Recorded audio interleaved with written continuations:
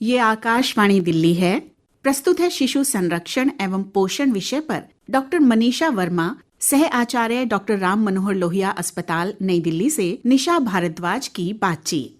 नमस्कार श्रोताओं, बच्चे हमारे समाज का भविष्य हैं और उनकी सुरक्षा हमारी सबसे बड़ी जिम्मेदारी है। हमें बच्चों के अधिकारों की रक्षा और उनके भविष्य को सुरक्षित बनाने के लिए हमारे साथ बातचीत करने के लिए आज आकाशवाणी के स्टूडियो में उपस्थित है डॉक्टर मनीषा वर्मा। नमस्कार डॉक्टर मनीषा, और आपका स्वागत है आज के इस कार्यक्रम में। नमस्ते। सबसे पहले हम आपसे ये जानना चाहेंगे, नवजात शिशु के संरक्षण की जब हम बात करते हैं तो क्या शिशु का संरक्षण और पोषण माँ के गर्भ से ही शुरू हो जाता है, और अगर ऐसा है तो उस समय किन बातों का ख्याल रखा जाना चाहिए? शिशु का संरक्षण माँ के जब वो गर्भ धारण करती है, मतलब कंसेप्शन से लेके तभी से स्टार्ट हो जाता है। उसी टाइम से जब भी कोई गर्भवती महिला को पता चलता है कि वो माँ बनने वाली है, उसी दिन से उसकी एक ड्यूटी बन जाती है वो अपने शिशु का ध्यान रखे। उसके साथ परिवार का साथ देना भी बहुत जरूरी है। खान पान के साथ साथ जो दवाइयाँ, जो सप्लीमेंट्स टाइम से लेने हैं, जो वैक्सीनेशन लेने हैं, वो सब गर्भवती महिला को ध्यान रखना चाहिए आगे शिशु के विकास के लिए। इसी प्रश्न में मैं आगे एक और प्रश्न जोड़ती हूँ। जो नई माएँ हैं जिनको पहला बच्चा हो रहा है, आधी बार तो उन्हें देर से पता चलता है कि वो गर्भवती हैं, तो इस समय में क्या एहतियात रखी जा सकती है कि यदि उन्हें देर से पता चलता है इस बात का? पता चला उसी पल से, उसी क्षण से उसको अपने खान पान का ध्यान रखना चाहिए। वो अनीमिया की शिकार ना हो पाए। कैल्शियम रिच, आयरन रिच जो डाइट है, आहार है, वो लेना चाहिए। साफ सफाई का पूरा ध्यान रखना चाहिए। जैसे कि कहा जाता है कि जो बच्चे का मानसिक विकास है वो पहले 2 साल में, मतलब फर्स्ट 1000 डेज फॉर इन्फेंट, वो बहुत जरूरी है। मतलब कि जब से महिला गर्भ धारण करती है उसे टाइम से लेके जो बच्चे का सेकंड बर्थडे आता है, तो उसमें सबसे ज्यादा तेजी से जो मानसिक विकास होता है, ब्रेन डेवलपमेंट होता है। तो उसमें गर्भवती महिला को और बच्चे के जन्म के बाद उसको ये ध्यान रखना चाहिए कि उसके मानसिक विकास के लिए क्या क्या उसे पूरक आहार लेना चाहिए। क्या एक गर्भवती महिला को किस प्रकार से तैयार होना चाहिए कि वो आगे चलकर एक स्वस्थ शिशु को जन्म दे सके? इसमें क्या होता है कि जब भी गर्भावस्था में कि बहुत सारे इमोशनल चेंजेस बोल लो, हार्मोनल चेंजेस बोल लो, उसके कारण उतार चढ़ाव आते रहते हैं, मूड स्विंग्स बोल लो। कहते हैं कि ये एक क्रुशियल एंजॉय वाला पीरियड है। उस टाइम स्पिरिचुअल हो मदर, वो ध्यान दे और उसके बाद खान पान अच्छा रखे, खुशी वाला माहौल रहे, स्ट्रेस से दूर रहे, क्योंकि जैसा माँ सोचेगी वैसे ही बच्चा महसूस करेगा गर्भ में। तो उसकी जो जो एक एक एक्टिविटी है वो शिशु में, जैसे बोलते हैं ना, गर्भ संस्कार भी आजकल बहुत ज्यादा ट्रेंडिंग में चल रहा है कि महिलाएं सुने, ये सब बहुत सारे प्रोग्राम्स भी आ रहे हैं कि बच्चा सीख लेता है गर्भ में ही। तो उसके जो भी फिजिकल हेल्थ है, जो मदर की मेंटल हेल्थ है, स्पिरिचुअल है, सब बच्चे पे इफेक्ट पड़ता है उस पे। तो उसको शुरू से ही प्रिपेयर हो जाना चाहिए कि आगे जाके शिशु की सुरक्षा कैसे करनी। जब बात हो रही है कि शिशु के संरक्षण की, पहले पहले बच्चे में जो है डर भी लगता है माँ को कई चीजों से, जैसे कि टीका लगवाना होता है गर्भावस्था में, तो उस समय कुछ महिलाएं जो है डर के मारे टीका नहीं लगवाती हैं, या तो वो लगवाना कितना जरूरी है? बहुत जरूरी है। 22 वीक्स के बाद टेटनस इंजेक्शन लगवाना चाहिए, जिसकी 2 डोज लगती हैं, एक 27 हफ्ते पे लगती है। ये टीकाकरण है, शिशु को कोई इन्फेक्शन ना हो पाए उसके लिए बहुत जरूरी है। और आजकल क्या है, जब भी कोई भी गर्भवती महिला है उसे पता चलता है, रजिस्टर हो जाती है। हमारे पास आसपास बहुत सारी ऐसी सरकारी संस्थाएं हैं, बहुत सारे अस्पताल हैं, जहां वो अपना एक येलो कार्ड वगैरह बनाती है, तो उसपे सारा लिखा जाता है। और मुझे लगता है आजकल मदर्स भी काफी इंटेलिजेंट हो गई हैं, उन्हें भी समझदारी हो गई है कि हाँ ये चीज जरूरी है। बट फिर भी अगर कुछ प्रतिशत महिलाएं ऐसी हैं जो बचने की कोशिश कर रही है, प्लीज ऐसा मत कीजिए, क्योंकि आपके आने वाला बच्चा ही आगे भारत का भविष्य है। आपने बताया कि जागरूकता कितनी जरूरी है इस विषय में, क्योंकि हम जो है देश के भविष्य को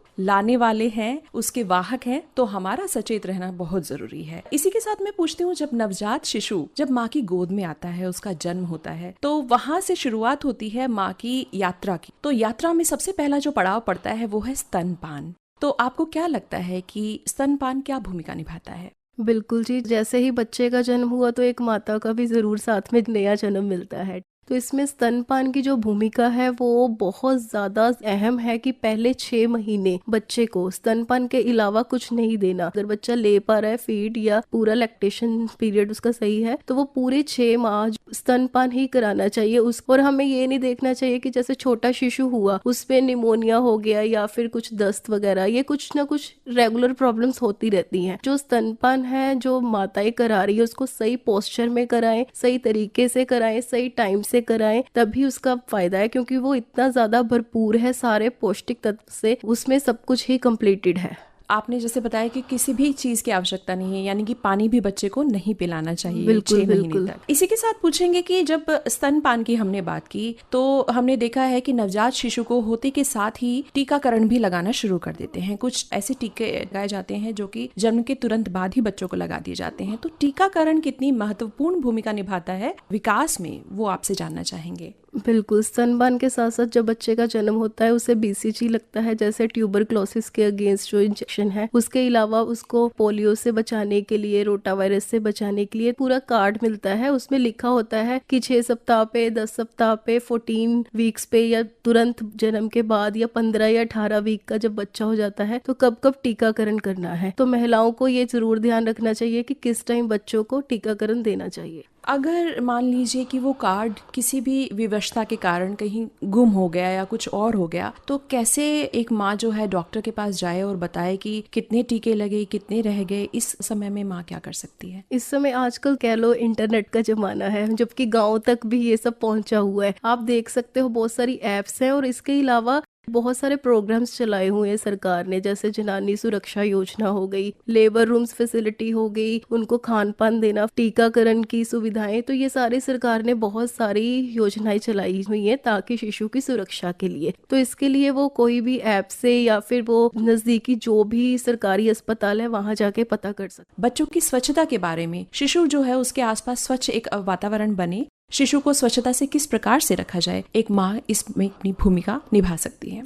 बिल्कुल जी, जब नवजात शिशु जो होता है उसको देखो कि इम्यूनिटी बहुत वीक होती है तो इन्फेक्शन के चांसेस बहुत रहते हैं। तो इसीलिए कहा जाता है कि जब भी बच्चे का जन्म हो उसको हाथ लगाने से पहले अच्छे से हाथ धोना, ये सब आपको अपने रिश्तेदारों को, माँ बाप को, सबको ये ध्यान देना चाहिए। उसके साथ साथ कि बच्चे के आसपास जैसे स्मोकिंग वगैरह ना करे, उसका भी इफेक्ट बच्चे पे पड़ता है। तो घर की साफ सफाई होगी, जिसमें जब बच्चा आपका पूरक आहार लेगा, कॉम्प्लीमेंट्री फीडिंग लेगा, तब आप बर्तन अच्छे से गर्म पानी से उबाल के तब उसमें डाल के आप जो भी पिला रहे हो पानी या वो सब दो। तो स्वच्छता बहुत ज्यादा इंपॉर्टेंट है, क्योंकि एक बार बच्चे को इन्फेक्शन अगर उसका कारण बन गया तो वो आगे जाके बहुत सारी घातक बीमारियों का रूप ले सकता है। तो स्वच्छता, पोषण के साथ साथ साफ सफाई बहुत जरूरी है। इतनी जागरूकता फैलाएं कि जो नवजात शिशु है उनको कैसे ध्यान रखना है, उनका कैसे खान पान का आगे जाके 6 महीने बाद, और उनकी स्वच्छता का कैसे ध्यान रखना है, ताकि वो बहुत ज्यादा दस्त का, निमोनिया का, ये सब चीजों का, इन्फेक्शन का शिकार ना हो पाए। तो इसके लिए स्तनपान की जो जानकारी है वो बहुत जरूरी है महिलाओं के लिए। जब स्तनपान कराया जाता है तो ये भी देखा जाता है कि बच्चे को दूध जो है उसने पिया है वो उसे अच्छे से पचा सके, इसके लिए उसे बर्प भी कराया जाता है। बिल्कुल। तो वो कितना आवश्यक है, और अगर कभी ना करा पाए, गलती से भूल जाए या कुछ और हो जाए, तो उस स्थिति में किस तरीके की दिक्कतों का सामना करना पड़ सकता है शिशु को या फिर माँ को? बिल्कुल, बर्पिंग बहुत इंपॉर्टेंट है। इवन ये नेचुरल प्रोसेस है कि उस टाइम बच्चा जब स्तनपान महिला करा रही है, वो सकिंग करना, बच्चा उसके ये एक मूवमेंट्स है, वो ये सब सीख रहा है कि कैसे सकिंग करनी, कैसे खाना है, ये सब बच्चे में वो सब जो स्टूल्स बच्चे करते रहते हैं 6-7 बार, क्योंकि वो मिल्क पिएंगे तो साथ के साथ दस्त होना, ये एक पैरेलल चलता रहता है। तो हमें इस चीज से घबराना नहीं चाहिए। कई बार कुछ चीजें बहुत नॉर्मल होती हैं जो साथ साथ चलती हैं, तो इसकी जानकारी होनी चाहिए कि बच्चा का अभी उसकी जो डेवलपमेंट हो रही है ऑर्गन्स की, और वो सकिंग, ये सारे फेशियल्स जो फीचर्स है वो सारा बच्चा सीख रहा है। तो इसके लिए बर्पिंग है, ये भी इम्पोर्टेंट है कि हाँ उसको जाके आगे कोई कॉम्प्लिकेशन, निमोनिया या उसका शिकार ना हो पाए। तो बच्चों को सही पोस्चर में, मेन इम्पोर्टेंट है कितने टाइम पे, किस पोस्चर में और कब आपको महिला को स्तनपान कराना है। डॉक्टर मनीषा, आपसे बातचीत का क्रम चल रहा है और बहुत ही उम्दा जानकारी आप हमारे श्रोताओं को दे रही हैं। चलते चलते एक प्रश्न मैं आपसे पूछना चाहूंगी कि हमने अभी जितनी भी बात की उसमें माँ के महत्वपूर्ण जो भूमिका है उस पर हमने सभी बिंदुओं को छुआ, लेकिन परिवार के जो अन्य सदस्य हैं, क्या इनकी भूमिका होती है एक शिशु के संरक्षण में? जब तक शिशु की इम्यूनिटी डेवलप नहीं होती तो पूरे फैमिली मेंबर की अहम भूमिका है, तो सबको अपनी अहम भूमिका उसमें निभानी चाहिए। इसी के साथ डॉक्टर मनीषा वर्मा का हम धन्यवाद करते हैं कि वो आज के कार्यक्रम में आई और इतनी महत्वपूर्ण जानकारी से हमें अवगत कराया। अभी आप सुन रहे थे शिशु संरक्षण एवं पोषण विषय पर डॉक्टर मनीषा वर्मा से निशा भारद्वाज की बातचीत। इस कार्यक्रम के प्रस्तुतकर्ता थे श्रवण मीणा। और इसी के साथ ये अंक अब यहीं संपन्न होता है। नमस्कार।